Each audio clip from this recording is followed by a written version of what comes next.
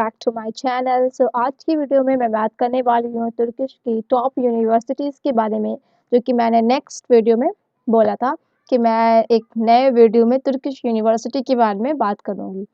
ठीक है, तो सबसे पहले मैं जिस यूनिवर्सिटी के बारे में इस वीडियो में मैं बात करने जा रही हूँ, वो यूनिवर्सिटी के बारे में मैं शॉर्ट में बताने वाली हूँ, ज़्यादा लॉन्ग में नहीं होगा।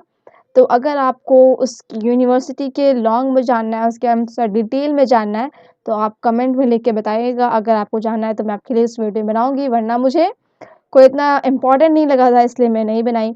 तो जो इम्पोर्टेंट चीज़ें हैं वो मैं इस वीडियो में बताऊँगी आपको।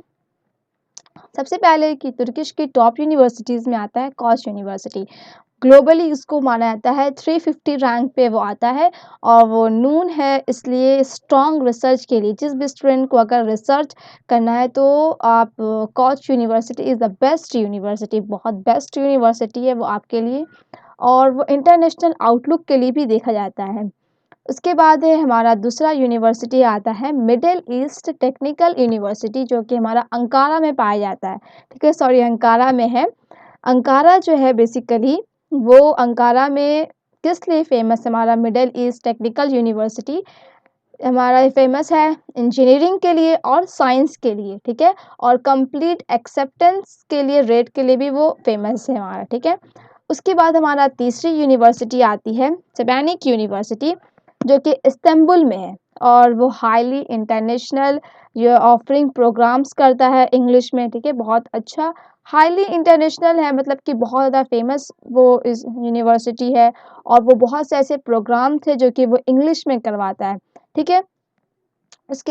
उसके बाद है फोर्थ नंबर पे जो हमारी यूनिवर्सिटी आती है वो हमारी आती है बुगाजी यूनिवर्सिटी, जो कि इस्तांबुल में है, और वो जानी जाती है हिस्टोरिक और एलाइड, या फिर specially known for his social science के लिए। अगर आपको सोशल साइंस पढ़ाई करनी है तो आप बुगाजी यूनिवर्सिटी में आप इजीली पढ़ाई कर सकते हैं, वो टॉप यूनिवर्सिटीज़ में से आती है। उसके बाद पांचवी यूनिवर्सिटी के बारे में जिसमें बात करने जा रही हूँ वो है इस्तांबुल यूनिवर्सिटी, ठीक है? इस्तांबुल यूनिवर्सिटी या फिर अंकारा यूनिवर्सिटी भी हम लोग कह सकते हैं। ये जो है बेसिकली पब्लिक यूनिवर्सिटी है, लार्ज पब्लिक यूनिवर्सिटी है ये, और उसमें बहुत सारे प्रोग्राम्स होते हैं, और वहाँ की जो ट्यूशन फ़ी है वो भी अफोर्डेबल होती है, और ये यूनिवर्सिटी में आपको रिच तुर्किश कल्चर भी देखने को मिलेगा। उसके बाद आपका जो लिविंग कॉस्ट है वो भी आपका वहाँ पे अफोर्डेबल होता है, ठीक है? उसके बाद मैं अब बात करने वाली हूँ सेक्शन 2 में कि हाउ टू गेट एडमिशन, ठीक है? कि आप तुर्किश में एडमिशन कैसे ले सकते हैं। सबसे पहले तुर्किश में एडमिशन लेने के लिए आपके पास रिसर्च प्रोग्राम होना चाहिए। रिसर्च प्रोग्राम का मतलब है कि आपको डिसाइड करना है कि आपको किस फील्ड की स्टडी करनी है, ठीक है? जिस भी फील्ड की आपको स्टडी करनी है, आप उस यूनिवर्सिटी में आप एप्लीकेशन फॉर्म देंगे, ठीक है? सबसे मेन बात मैं बता दूँ कि जिस भी यूनिवर्सिटी में आप फॉर्म भर रहे हैं या फिर आप एप्लीकेशन फॉर्म, तो यूनिवर्सिटीज़ जो है, बहुत सी यूनिवर्सिटीज़ जो होती हैं वो ऑफ़र करती हैं कोर्सेज़ इंग्लिश और तुर्किश दोनों, ठीक है? तो आप इंग्लिश और तुर्किश दोनों कोर्सेज़ को आप ले सकते हैं, ठीक है? सीख सकते हैं। उसके बाद है कि आप वहाँ की जो रिक्वायरमेंट्स हैं, उन सबको चेक करनी पड़ती हैं, ठीक है? हर एक यूनिवर्सिटीज़ की अपनी अलग-अलग ओन क्राइटेरिया, अलग-अलग यूनिवर्सिटीज़ की अलग-अलग रिक्वायरमेंट्स होती हैं, अलग-अलग उनकी क्राइटेरिया होती हैं, ठीक है? तो मैं उनकी क्राइटेरिया, उनके रिक्वायरमेंट्स के बारे में बात करने वाली हूँ अलग-अलग यूनिवर्सिटीज़ की, ठीक है? सबसे पहली होती है कि हाई स्कूल डिप्लोमा की जो डिग्री होती है, मतलब क्या होता है, तो मार्कशीट जो होता है वो आपके पास होनी चाहिए, ठीक है? हाई स्कूल डिप्लोमा की। उसके बाद ट्रांसक्रिप्ट्स ऑफ रिकॉर्ड्स होने चाहिए। तीसरा कि आपके पास लैंग्वेज ऑफ प्रोफिशिएंसी होनी चाहिए, जैसे कि टो ईएफएल के एक एग्ज़ाम होता है या फिर आईएलटीएस का एग्ज़ाम होता है। दोनों एग्ज़ाम जो होते हैं, टोफेल होता है, वो जो होता है तुर्किश के लिए होता है, और आईएलटीएस इंग्लिश के लिए होता है, ठीक है? इंग्लिश एग्ज़ामिनेशन अगर आपके पास उसका डिग्री है तो आप किसी भी यूनिवर्सिटी में जाके एडमिशन ले सकते हैं। वो बहुत इम्पोर्टेंट, इससे ये पता चलता है कि आपको इंग्लिश आती है, ठीक है? उसके बाद है कि आपके पास मोटिवेशन लेटर होना चाहिए कि आप कोई भी स्टेटमेंट ऑफ पर्पस देने के लिए, ठीक है? आप उसके बाद है कि आपके पास पासपोर्ट की कॉपी होनी चाहिए, ठीक है? किसी भी पासपोर्ट, आपके पास पासपोर्ट है उसकी कॉपी होनी बहुत ज़रूरी है। उसके बाद है कि बहुत सी जो यूनिवर्सिटी हैं वो बहुत से प्रोग्राम का, जैसे कि एसएटी हो गया या एसीआई हो गया, या ये सारे एग्ज़ाम्स क्या हैं, और अलग-अलग यूनिवर्सिटीज़ की खुद की एक एंट्रेंस एग्ज़ाम होती है। जैसे हमारे इंडिया में एक सीयूईटी की एक एग्ज़ाम होती है कि अगर आप एग्ज़ाम में अच्छे रैंक आ जाती हैं आपकी, तो आप किसी भी यूनिवर्सिटीज़ में, टॉप यूनिवर्सिटी में एडमिशन ले सकते हैं। वैसे ही तुर्किश में होता है कि आपके एक एसएटी और एसीआई एग्ज़ाम क्लियर करना होता है, तो आप किसी भी टॉप यूनिवर्सिटीज़ में जा सकती हैं, या फिर अलग-अलग यूनिवर्सिटीज़ का अलग-अलग एंट्रेंस एग्ज़ाम होता है।